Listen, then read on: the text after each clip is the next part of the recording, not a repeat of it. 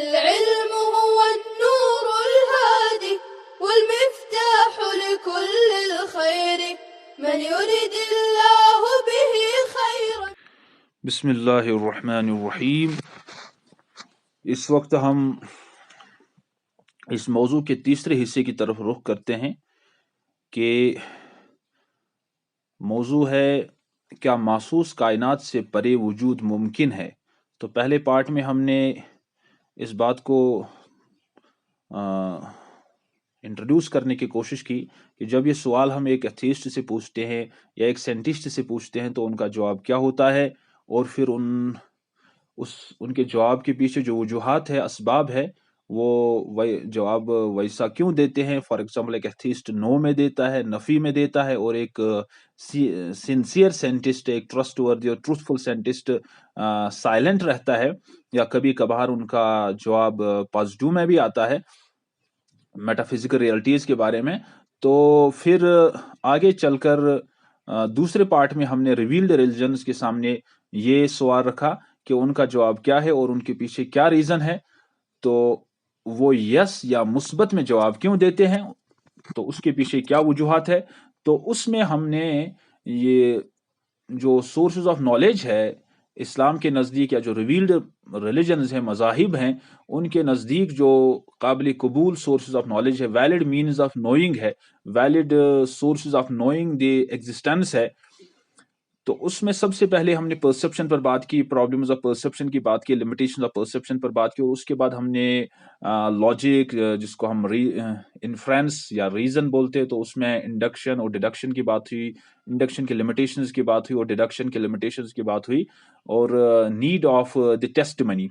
تو اب ہم اس وقت ٹیسٹمنی کے اوپر بات کریں گے کہ ٹیسٹمونیل سورسز آف انفارمیشن کی بات کیوں آتی ہے، اس کو ہم کیوں قبول کرتے ہیں، اس کے قبول کرنے کی ضرورت کیا ہے. وہ میں نے پچھلے پارٹ میں بھی عرض کیا کہ جب پرسپشن میں لمیٹیشنز ہے، اور پرسپشن سے ہم تمام حقائق کا ادراک نہیں کر سکتے ہیں، اور انڈکشن اور ڈیڈکشن میں لمیٹیشنز ہے، اور اس سے ہم یعنی عقل سے ہم تمام حقائق کا ادراک نہیں کر سکتے ہیں، اور ان میں فیلاسی ہے، ان میں پرابلمز ہے. تو ہمیں ضرورت ایک تیسرے سورس کی پڑتی ہے، جس کو ہم اسلام میں یا ریویلڈ ریلیجنز میں یا باقی جو بھی کچھ ایسے مذاہب ہے جیسے ہندوازم ہے، تو اس میں بھی ٹیسٹیمونیل سورسز جو ہے وہ ویلڈ ہے. جیسے آپ سمخیا سکول آف تھاٹ کی بات کریں گے، میممسا سکول آف تھاٹ کی بات کریں گے، یا باقی جو سکولز آف تھاٹ اس میں ہے، ادیاویتا ہے وغیرہ وغیرہ، تو اس میں ٹیسٹیمونیل سورس آف نالج جو ہے وہ ویلڈ سورس آف انفارمیشن مانے جاتے ہیں. اگر کارواکاز جو ہے، تو کارواکا جو انڈین فلسفی میں آتے ہیں، وہ اس کو نیگلیکٹ کرتے ہیں، but that is there fallacy and that is why this school of thought eliminated, got annihilated, or we can say they extinct from India. تو اب ہم ٹیسٹمنی کی بات کریں گے. ٹیسٹمنی کو سمپلی ہم اگر دیکھیں گے، ٹیسٹمنی کا مطلب ہے گواہی. کہ مثال کے طور پر کوئی آدمی ہمارے پاس آتا ہے، وہ کہتا ہے، ہم اسے کہتے ہیں کیا فلاں شخص کو آپ نے دیکھا، تو وہ کہتا ہے ہاں میں نے فلاں شخص کو وہاں دیکھا. یا وہ یہ آ کے سمپلی ہمارے پاس آتا ہے، وہ کہتا ہے کہ فلاں شخص کو میں نے آج فلاں جگہ پر دیکھا. تو یہ ایک اس کی گواہی ہے، اس کی جو یہ بات ہے، جو اس کی سٹیٹمنٹ ہے، اس کو ٹیسٹمنی بولتے ہیں. اسی کو ٹیسٹیمونیل سورس آف انفارمیشن بولتے ہیں. اب اس ٹیسٹمنی کو ہم مانے یا نہ مانے یہ دوسری بات ہے. whether it will become a valid source of information or not, that is a secondary question that we will see inshallah soon. اب اس کو جانچنے کے بہت سارے طریقے ہیں جس سے testimony valid source of information بنے. یہ نہیں کہ ہر کوئی ایرا گیرا کوئی بھی بات کہہ دے اور ہم مان لے. اسلام نے اس پر ہمیں زبردست تاکید کی ہے کہ ہر کسی کی بات نہیں ماننی چاہیے، اور اگر کوئی فاسق آپ کے پاس کوئی بات لے کے آئے تو اس کی تحقیق پہلے کرنی چاہیے کہ whether the statement given by the person is correct or not. تو اس کو دیکھنا چاہیے کہ واقعی وہ بات صحیح ہے یا نہیں ہے.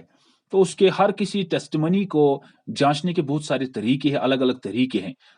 اگر کسی انسان کی کسی واقعی مسئلے کے بارے میں ٹیسٹمنی ہے تو اس کو جانچنے کا طریقہ الگ ہے. اگر کسی انسان کی ٹیسٹمنی میٹافزیکل ریئلٹیز کے بارے میں ہے تو اس کو جانچنے کے طریقے الگ ہیں. ان جنرل यहाँ पर मैं एक एम्पिरिसिस्ट को, एक ऐसे शख्स की बात को कोट करना चाहूंगा जिसको डेविड ह्यूम कहते हैं। और डेविड ह्यूम एक बहुत ही फेमस एम्पिरिसिस्ट माना जाता है, जिसने कॉन्सेप्ट ऑफ रिडक्शनिज्म दिया है, कि वो कहता है कि we will accept the testimonial source of information as a valid means of knowing only when it is validated by the perception or experimentation, verification, etc. But this was refuted. This idea of reductionism was refuted by Cody. This we can say this. I have read a book that is Divine Reality, written by Hamza Zotzis. He's a very expert philosopher or scholar working in Britain. तो उसने ये अपनी किताब में ये बात लिखी है, और कोडी की बात को उसने anti reductionism, concept of anti reductionism को उसने वहां पर कोट किया है। वो लिखते हैं कि कोडी has highlighted the vicious circle of reductionism, कि अगर हम देखो टेस्टिमनी को वैलिडेट कर, एक्सेप्ट करने के लिए इसको रिफ्लेक्ट करे, इसको रेफर करे towards perception, then what is the need of testimony? This will entangle us in such a type of vicious circle from which we will never come out. That is the problem. वो एक और एक problem है कि अगर हम एक testimony को फिर से रेफर करें, हर एक टेस्टिमनी को फिर से रेफर करें to the perception, to the verification, to the experimentation, then it will become a problem. Then it will become a problem for the sinus too. If we take the case of sinus, for example, अगर किसी scientist ने किसी चीज पर तहकीक की, for example हम देखो मेडिसिन की बात लेते हैं, फार्मास्यूटिकल कंपनीज में एक मेडिसिन बनाया जाता है, और फार्मास्यूटिकल कंपनी में जो मेडिसिन बनाने वाले होते हैं, फार्मासिस्ट्स, वो उस पर एक लेबल लगाते हैं कि इस मेडिसिन में ये कंपोजिशन ये है, ये केमिकल है, इस कॉन्सेंट्रेशन के साथ है। ये एक टेस्टिमनी है, एक टेस्टिमोनियल सोर्स है कि हम खुद इसको एम्पिरिकली वेरीफाई नहीं करते हैं। जब मैं दवाई लेता हूँ, एक डॉक्टर जो होता है, एक हॉस्पिटल में एक जो डॉक्टर होता है, एमबीबीएस डॉक्टर होता है, कोई भी डॉक्टर होता है जो प्रेस्क्राइब करता है मेडिसिन को, वो डॉक्टर खुद इन दवाओं की एक्सपेरिमेंटेशन करके वहां नहीं बैठा होता है। उसको ये भी पता नहीं होता है कि हकीकत में कि ये दवाइयां किस तरह बनाई जाती है, इनका प्रोसेस क्या है, वगैरह वगैरह, चूंकि ये तो फार्मासिस्ट का काम है। अल्लाह ताला बचाए, मैं डॉक्टर साहिबान की तनकीस यहाँ नहीं करना चाहूंगा, बल्कि मैं ये सिर्फ अर्ज कर रहा हूँ कि हर एक का अपना अपना स्फीयर ऑफ एक्शन है, और उस स्फीयर ऑफ एक्शन में रहते हुए उनको काम करना पड़ता है, और दूसरे पर एतमाद करते हुए उसकी टेस्टिमनी पर ये एतमाद करना पड़ता है। तो वो डॉक्टर साहिबान जो है, वो फार्मास्यूटिकल कंपनीज में जो फार्मासिस्ट्स बैठे होते हैं, उन पर वो एतमाद करके, अब इस एतमाद करने को, इस एतमाद ये जो हासिल करना होता है, इसमें भी वक्त लगता है ना, इसको भी जांचने के तरीके हैं। तो वो उस पर एतमाद करके वो एक पेशेंट को कोई दवाई देते, फिर कहते हैं बाबा ये आप इस डोज के साथ लेना, ये आप एक टैबलेट दिन में लेना, या ये वाला टैबलेट आप 2 बार लेना। वो ये मद्देनजर रखता है कि इसमें क्या कॉन्सेंट्रेशन है, इसका क्या डोसेज है, डोज वगैरह, ये सब चीजें उसी के मुताबिक वो उसको मेडिसिन देता है, या उसकी एज वगैरह कंसिडर करके। अब मसला यह है कि अगर वो कोडी, अब अगर हम डेविड ह्यूम की बात मानेंगे, तो एक डॉक्टर को पहले क्या करना है, उसको पहले इसको परसेप्शन, उसको खुद देखना है कि क्या वाकई इसमें ये कंसंट्रेशन है, क्या वाकई इसमें ये मेडिसिन इस कंसंट्रेशन के साथ, ये केमिकल इस कंसंट्रेशन के साथ, फॉर एग्जांपल हम एमॉक्सिलिन की बात करेंगे, क्या एमॉक्सिलिन, पेनिसिलिन जो है वो इस कंसंट्रेशन के साथ इसमें है, या हम एक साइनारिस्ट मेडिसिन की बात करेंगे, क्या इसमें क्लोरफेनरामीन इस कंसंट्रेशन के साथ है, या हम लेवोसिट्रिजिन, मोंटेलोकोस्ट की बात करें, क्या लेवोसिट्रिजिन इसमें इस कंसंट्रेशन के साथ है, मोंटेलोकोस्ट इस कंसंट्रेशन के साथ है, whatever that is given on the label. But this is a problem of science. This is problem. We cannot do this, and scientists don't do it. वो ऐसी एक्सरसाइज नहीं करते हैं. This is the problem of this reductionism, and Cody has highlighted this problem very well. That this will entangle the sinus, the scientists, in a vicious circle, and it is anti-scientific wave or anti-scientific stream or anti-scientific idea. It will cause this will cause negative growth in sinus. It will not lead to positive growth in sinus. This is a problem, and he has highlighted it very well, and he has given the concept of anti-reductionism, that testimony, without reflecting it, without referring it towards the perception, is a valid source of information. But now the question is, when testimony becomes a valid source of information, valid source of knowledge, should we take it as it is given by a person? No. We have to have some standards for it. और I have mentioned, और यहाँ पर मैंने कुछ बातें लिखी है जिसकी तस्दीक मैंने अपने उस्ताद मोहतरम से कराई है. He is the international scholar and debater. Number one is the reporter must be sincere, he must be truthful and trustworthy. ये जो रिपोर्टर है, जो टेस्टिमनी हमें देता है, जो गवाही देता है, वो एक सिंसियर आदमी होना चाहिए, वो ट्रूथफुल होना चाहिए, वो ट्रस्टवर्दी होना चाहिए. और इसको कीथ लेहरर ने अपने आर्टिकल टेस्टिमनी एंड ट्रस्टवर्दीनेस में हाईलाइट किया है कि trustworthiness is the main ingredient, or we can say this is the main characteristic of the reporter. If a reporter is trustworthy, he is trustworthy enough, we should accept his testimony and he will be taken as a valid reporter of information. अब अगर हम यहाँ पर एक मिसाल को लेते हैं, जैसे मोहम्मद रसूलुल्लाह सल्लल्लाहु अलैहि वसल्लम की बात करते हैं.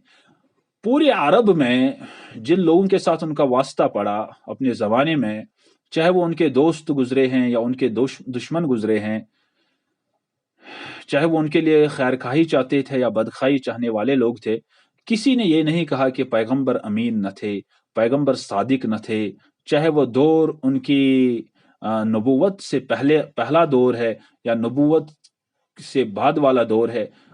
पूरी तारीख में नबी अलैहिस्सलातु वस्सलाम की जिंदगी में किसी ने ये कभी ना कहा कि पैगंबर झूठ बोलते हैं, पैगंबर नाउज़ु बिल्लाह मिन ज़ालिक कादिब व कद्दाब है, नाउज़ु बिल्लाह मिन ज़ालिक पैगंबर गैर अमीन है, पैगंबर दयानतदार नहीं है, पैगंबर अमानतदार नहीं है. ऐसी बात किसी ने नहीं कही. तो इससे साबित होता है कि जब पैगंबर सल्लल्लाहु अलैहि वसल्लम सिंसियर है, जब वो ट्रस्टवर्दी है, जब वो एथिकली साउंड है, जब वो ट्रूथफुल है, तो उसकी बात, जब उसने अपने जिंदगी में ऐसी कोई बात नहीं कही, अपने गर्ज के लिए ऐसी बात नहीं कही, तो अल्लाह पाक के बारे में, जन्नत और जहन्नम की गवाही देने के बारे में नबी अलैहिस्सलातु वस्सलाम कैसी जुर्रत कर सकते हैं? और अपने लिए दुश्मनी मोल लेने के लिए क्यों वो ऐसा करते? नाउज़ु बिल्लाह मिन ज़ालिक अगर नफ्स परस्ती होती, अगर नफसानियत होती, अगर दुनिया की जाहो दौलत की तमा होती, तो फिर वो तो इधर की बातें उधर करते, नाउज़ु बिल्लाह मिन ज़ालिक, और दुनिया को खरीद लेते, दुनिया को हासिल कर लेते. वो खामखा पे फिर दुश्मनों को दुश्मनी हासिल क्यों कर लेते, अब दुश्मनी क्यों मोल लेते? तो कभी अपने गर्ज के लिए कभी झूठ ना बोला, अपने गर्ज के लिए कभी बदध्यानती न की, अपने गर्ज के लिए कभी गलत ना किया, तो अल्लाह के बारे में ऐसा क्यों करते? और अगर अपना गर्ज होता, नफसानियत होती, तो फिर वैसी बातें कहते जिससे लोग खुश होते और उनके हो जाते. क्यों खामखा पे दुश्मनी मोल लेते? तो यहां से ये बात समझ में आती है, जो मुखालिफीन है, गलत समझ वाले लोग हैं, वो जो भी बातें कहते हैं पैगंबर अलैहिस्सलाम वस्सलाम के मुखालिफ, वो सब झूठ है, फरेब है, दजल है. तो दूसरी बात मैं अर्ज करना चाहता हूं वो है, he must be free from sensory and mental defects. ये जो रिपोर्टर होना चाहिए, ये सेंसरी और मेंटल डिफेक्ट से बरी होना चाहिए, कि इसका परसेप्शन भी स्ट्रांग हो, इसका जहन भी मजबूत हो, इसका इंटेलेक्ट मजबूत हो, इंटेलेक्चुअली साउंड हो और परसेप्चुअली वो साउंड हो. ये बातें बहुत ही अहम है एक इंसान के लिए.